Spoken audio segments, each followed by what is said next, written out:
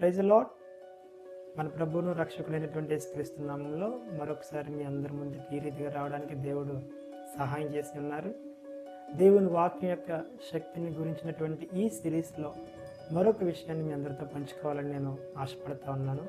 మొదటి పేతురు రాసిన పత్రిక 2వ అధ్యాయము 3వ వాక్యం మనం చూస్తే కనుక తెలుగులో అన్ని 1, 2 వచనాలు 3 వచనాలు కలిపి ఉన్నాయి. అయితే నేను 3వ వచనాన్ని చదువుతున్నాను. క్రొత్తగా జన్మించిన శిశువులను పోలిన వారే నిర్మలమైన వాక్యమును పాల వలన రక్షణ విషయంలో ఎదుగు నిమిత్తము ఆ పాలను ఆపేక్షించుడి.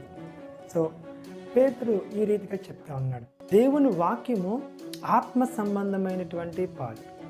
ఇది కొంతమందికి ఆత్మ సంబంధమైనటువంటి పాలు, ఇదే వాక్యం కొంతమందికి ఆత్మ సంబంధమైనటువంటి ఆహారం, కొంతమందికి బలమైన ఆహారము వాక్యమే.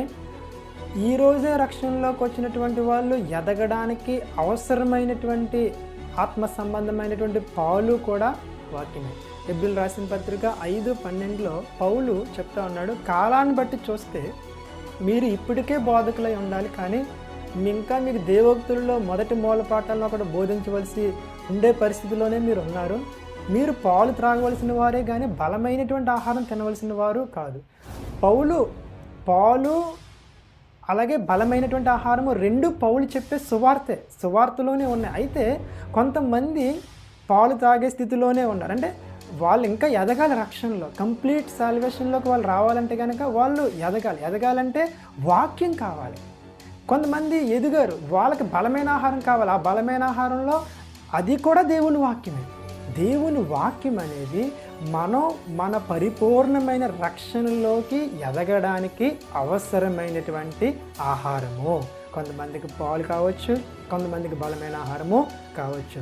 మనం ఈరోజు జన్మించి రక్షణలోకి వచ్చిన వాళ్ళమైనా సరే, మనం ఎన్నో సంవత్సరాల నుంచి బాగా లోతైనటువంటి విషయాలు నేర్చుకుంటూ ఎదుగుతున్న వాళ్ళమైనా సరే, మనందరికీ బలమైనటువంటి ఆహారమైన ఆత్మ సంబంధమైన పాలైనా ఏదైనా సరే మన రక్షణలో మనల్ని పరిపూర్ణంగా ఎదిగేలాగా చేసే ఆహారము వాక్యమే.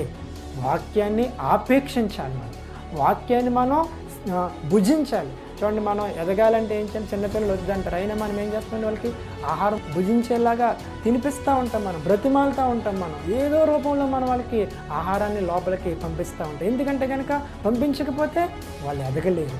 అలాగే బలమైనటువంటి ఆహారం తినే పరిపక్వత ఉన్న వాళ్ళు కూడా రోజు బలమైనటువంటి ఆహారం తినడం వల్ల వాళ్ళు ఇంకా బలవంతులుగా మార్చబడతారు. మన ఆత్మీయ జీవితంలో, మన ఆధ్యాత్మిక జీవితంలో, మన ప్రయాణంలో, మన విశ్వాస జీవితంలో, మన భక్తి జీవితంలో మనం ఎదగాలంటే కనుక, మనం బలవంతులం అవ్వాలంటే కనుక, పరిపూర్ణమైనటువంటి రక్షణ మనం అనుభవించాలంటే కనుక we need spiritual milk, spiritual meet, that is nothing but the word of God. అది మరేదో కాదు, దేవుని వాక్యమే. ఆ వాక్యాన్ని మనం ఎంత అలాగా ఆపేక్షిస్తామో, ఎంత అలాగ మనం స్వీకరిస్తామో, ఎంత అలాగ మనం ధ్యానం చేస్తామో, ఎంత అలాగ మనం నెమరు వేసుకుంటామో, అంత బలవంతులుగా, అంత శక్తిమంతులుగా, అంత పరిపూర్ణులుగా మనం క్రీస్తునందు విశ్వాసంలో ఎదిగి మనం దీవించబడమే కాదు, అనేక మందికి దీవెనకరంగా మనం మార్చబడతాము.